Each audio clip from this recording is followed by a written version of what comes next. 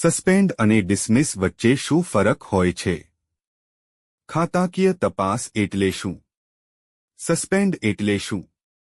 Suspend થયેલા કર્મચારી વિરુદ્ધ ખાતાકીય તપાસના પરિણામ. તમે ઘણીવાર સાંભળ્યું હશે, ન્યૂઝમાં જોયું હશે કે ફલાણા અધિકારીને કે કર્મચારીને સરકારે સસ્પેન્ડ કરી નાખ્યો છે અથવા ડિસમિસ કરી નાખ્યો છે. લોકો દ્વારા પણ ઘણી વખત સસ્પેન્ડ કરવાની માંગણીઓ કરવામાં આવતી હોય છે. પરંતુ મોટાભાગે જનતામાં કાયદાકીય જાણકારીનો અભાવ જોવા મળે છે, જેના કારણે સરકાર જનતાને ચપળતાથી માત આપી દે છે. ચાલો જોઈએ સસ્પેન્ડ અને ડિસમિસ વચ્ચે શું ફરક હોય છે. નિયમો શું છે? ભારતીય બંધારણની કલમ 309માં કરવામાં આવેલા ઉલ્લેખ મુજબ ગુજરાત મુલકી સેવા, વર્તુણક નિયમો ઉપરાંત ગુજરાત મુલકી સેવા, શિસ્ત અને અપીલ નિયમો તેમજ ગુજરાત મુલકી સેવા, ફરજ પર જોડાવા, પ્રતિનિયુક્તિ, ફરજ મોફૂકી, બરતરફ અને રૂખસદ નિયમો 2002 વગેરે કાયદામાં ગુજરાતના સરકારી કર્મચારીઓ કે અધિકારીઓ માટે નોકરી વિશેની જોગવાઈઓ કરવામાં આવી છે. હા, આ બાબતો પોલીસ વિભાગને લાગુ નથી પડતી. ખાતાકીય તપાસ એટલે શું? જ્યારે કોઈ સરકારી કર્મચારી કે અધિકારી પોતાની ફરજ બજાવવામાં કોઈ પણ રીતે અસફળ રહે, જેમ કે બેદરકારી દાખવી હોય, રિશ્વત લીધી હોય, સત્તાનો દુરુપયોગ કર્યો હોય, મળેલી સત્તાના માધ્યમથી કોઈ કામ ન કરવાનો આક્ષેપ હોય, તેમની વિરુદ્ધ કોઈ ફરિયાદ ચાલતી હોય તેવા સમયે જે તે સરકારી વ્યક્તિ પર લાગેલા આરોપોની ખાતરી કરવા માટે ખાતાકીય તપાસ કરવામાં આવે છે. આ તપાસના અંતે તે વ્યક્તિને સજા અથવા ડિસમિસ કરવામાં આવે છે. સસ્પેન્ડ એટલે શું?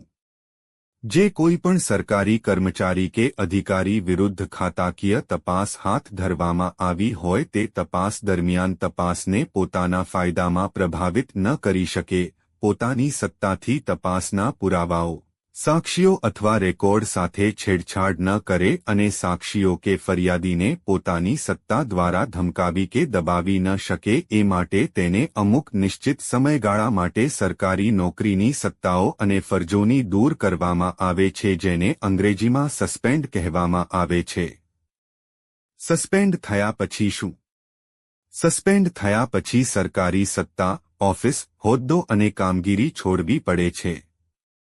સસ્પેન્ડ થયેલ વ્યક્તિને જીવન નિર્વાહ માટે ઘરે બધા 50% પગાર મળે છે.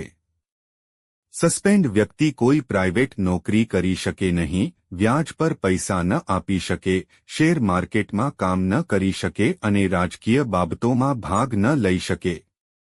સસ્પેન્ડ થયેલ વ્યક્તિ તપાસ પૂરી ન થાય ત્યાં સુધી સસ્પેન્ડ રહે છે, પછી નોકરી પર પરત લાગી જાય છે.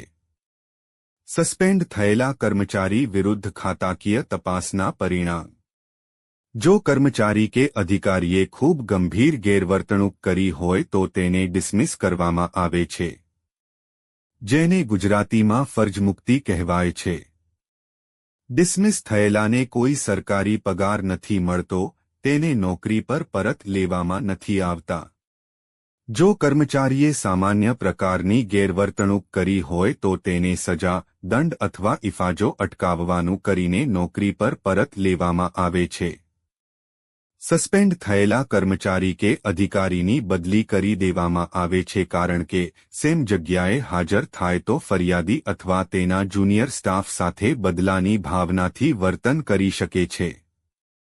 ટૂંકમાં, મોટાભાગે જ્યારે કોઈ સરકારી કર્મચારી કે અધિકારી પર આક્ષેપ લાગે ત્યારે તેને સસ્પેન્ડ કરવામાં આવે છે અને ખાતાકીય તપાસના અંતે સામાન્ય પ્રકારની સજા કરીને અન્ય સ્થળે નોકરી પર હાજર કરવામાં આવે છે.